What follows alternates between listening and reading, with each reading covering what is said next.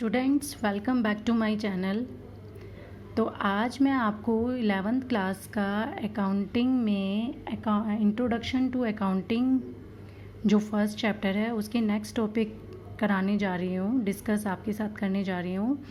तो उसमें सबसे पहले एक क्वेश्चन जो आता है वो है, इज़ अकाउंटिंग अ साइंस और एन आर्ट।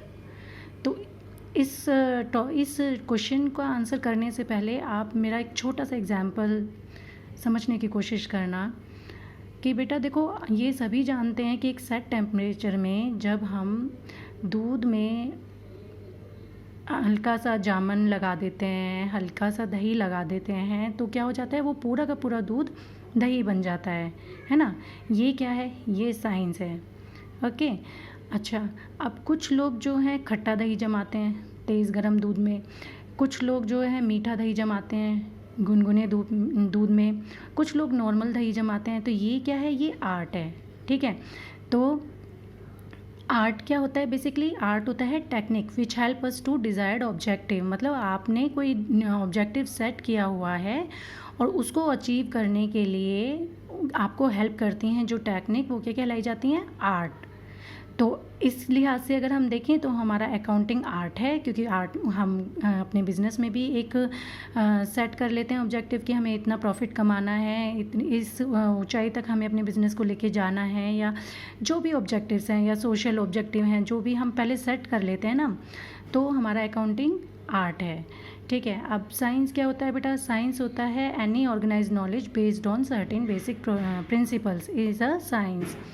तो इस लिहाज से देखें तो हमारा जो अकाउंटिंग है वो साइंस भी है ना, क्योंकि ये भी कुछ सर्टेन बेसिक प्रिंसिपल्स पर आधारित होता है हमारा अकाउंटिंग।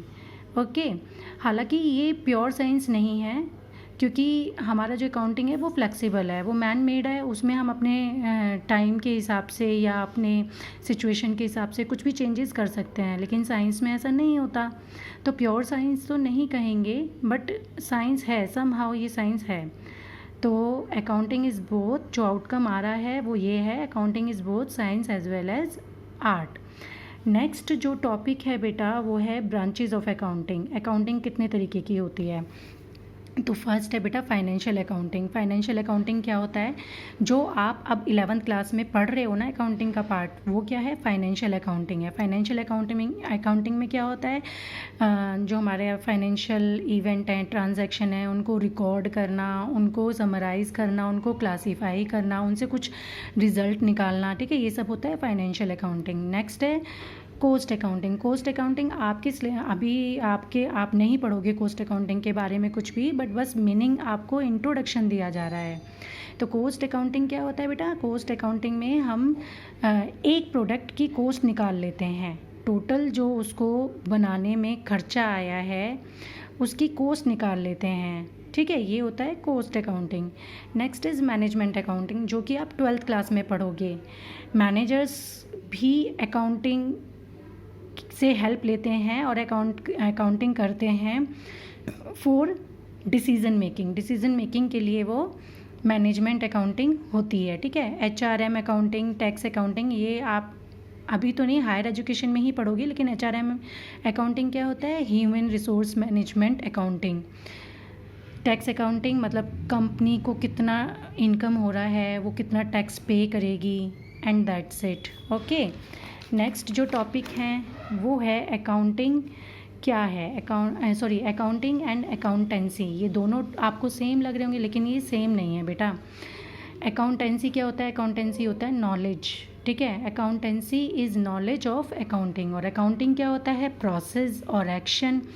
मतलब कि आप अगर जर्नल बना रहे हो, ठीक है, सेल परचेज अकाउंट बना रहे हो, तो वो क्या है, वो प्रोसेस है। उससे जो रिज़ल्ट आ रहा है और जो आप कम्युनिकेट कर रहे हो वो क्या है बेटा, वो अकाउंटेंसी है। ओके, अच्छा, next is objective of accounting, functions of accounting, ठीक, और रोल ऑफ अकाउंटिंग। ये तीनों ही एक हैं। ठीक है, इन तीनों में तीनों का आप सेम आंसर दे सकते हो बेटा।